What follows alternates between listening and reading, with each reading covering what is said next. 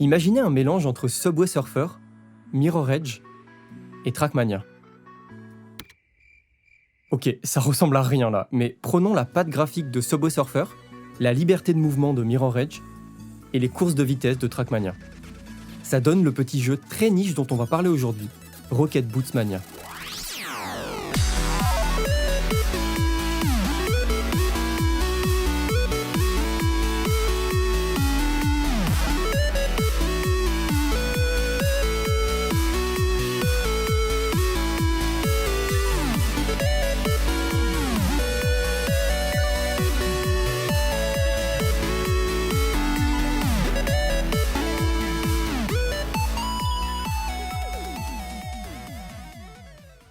Une fois lancé, il m'a fallu 10 secondes pour me rendre compte que ce jeu est une véritable pépite de gameplay rapide et ultra satisfaisant. Avant même d'entrer dans un niveau, j'ai déjà découvert 2 mécaniques. La glissade, qui me fait atteindre une vitesse maximale de 7 mètres par seconde, et le rocket jump, autrement dit le fait de sauter à répétition pour build de la vitesse jusqu'à atteindre 9 mètres par seconde.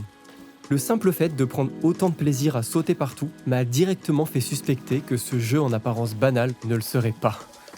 C'est son créateur, Antonine, qui m'a récemment contacté. Lui et son associé Mira sont d'anciens développeurs chez de gros studios qui ont décidé de se lancer en indépendant pour mettre au point Rocket Boots Mania, ou RBM, un jeu parfaitement taillé pour le fan de speedrun que je suis. Je précise que je suis absolument pas payé pour en parler. J'ai juste adoré le jeu et j'ai décidé de vous le partager car absolument personne n'en parle. Ceci étant dit, laissez-moi vous plonger dans Rocket Boots Mania, mon nouveau jeu de vitesse favori. Dès le premier tuto, on découvre que tout est une question de course de vitesse, ce qui a pour effet de me rendre très heureux la plupart du temps. Évidemment, j'ai absolument pas fini le niveau tout de suite, et j'ai décidé de me balader pour comprendre les limitations du jeu. Et c'est bien simple, il y en a qu'une. On peut courir partout, grimper partout, mais toucher l'eau nous oblige à recommencer. Le tuto 3 introduit une nouvelle mécanique. On peut courir sur les murs pour atteindre 10,7 mètres par seconde. Ce niveau nous fait également comprendre que si on veut le finir, on va devoir passer par chaque checkpoint vert pour atteindre l'arrivée. Ok, mais du coup, qu'est-ce qui m'empêche de complètement éviter les 2 premiers murs pour tracer une ligne droite jusqu'au premier checkpoint ? Absolument rien, et c'est là toute la beauté du jeu. Une fois passé par ces zones vertes, vous êtes libre d'imaginer les meilleures stratégies pour rejoindre l'arrivée le plus rapidement possible. Après avoir fini le tutoriel, c'est là que j'ai compris le véritable potentiel du jeu.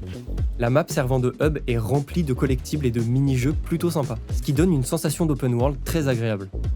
On s'apprête à rentrer dans un niveau, donc pour ceux à qui j'ai déjà donné envie d'y jouer, sachez qu'une démo gratuite très fournie est disponible sur Steam.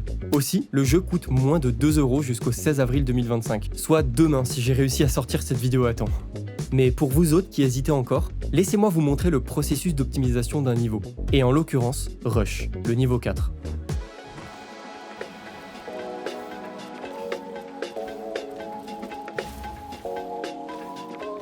Ok, après quelques minutes passées sur la carte, on se rend compte qu'on a affaire à une piste de course linéaire remplie d'obstacles, présentant 2 checkpoints à traverser.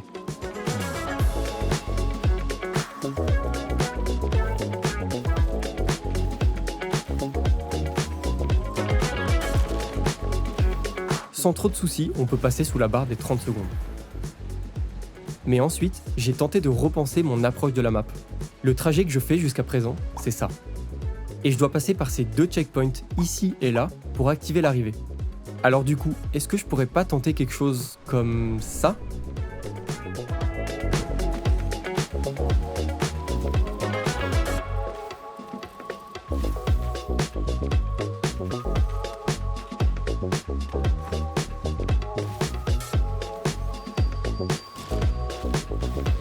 Bien que ma run soit peu optimisée, je passe sous la barre des 18 secondes. Et après un peu de volonté, j'obtiens une run dont je suis plutôt fier.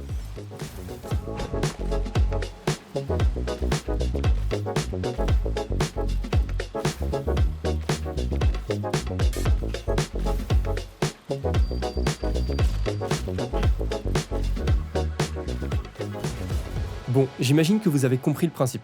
Mais avant de conclure, j'aimerais vous parler d'une mécanique cachée qui, j'en suis sûr, est la partie immergée d'un iceberg de possibilités.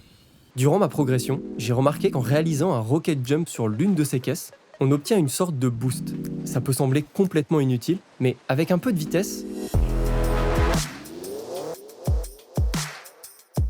Ce boost permet de cut de grosses parties de la carte. Et je pense que ça se voit, c'est vraiment très fun à faire, bien que plus difficile que ça en a l'air. Bien que le jeu soit facile à prendre en main, devenir vraiment bon demande un peu de travail. Mais après presque 10 heures sur le jeu, j'ai atteint le top 30 dans pas mal de niveaux sans trop de difficultés. Bref, j'ai même pas terminé le monde 1 au moment où j'écris ces lignes, mais RBM en présente 3 autres, tous remplis de nouvelles mécaniques que je vous laisserai découvrir. Le jeu est super complet, on peut même créer ses propres niveaux et jouer à ceux de la communauté. J'ai fait un bonhomme, qu'est-ce qu'il vous faut de plus ? Par pitié, allez exploser mes records, et aussi ceux de ces 2 Autrichiens qui semblent indétrônables. Montrons aux autres nations que les Français sont les meilleurs en speedrun. Le jeu est en pleine expansion, avec des mises à jour régulières et un serveur Discord où les devs sont vraiment à l'écoute. Je suis vraiment heureux de pouvoir mettre ce jeu en avant. N'oubliez pas d'aimer cette vidéo et de vous abonner à ma chaîne. On se retrouve dans 2 semaines pour ma vidéo préférée. J'espère que vous l'aimerez autant que moi.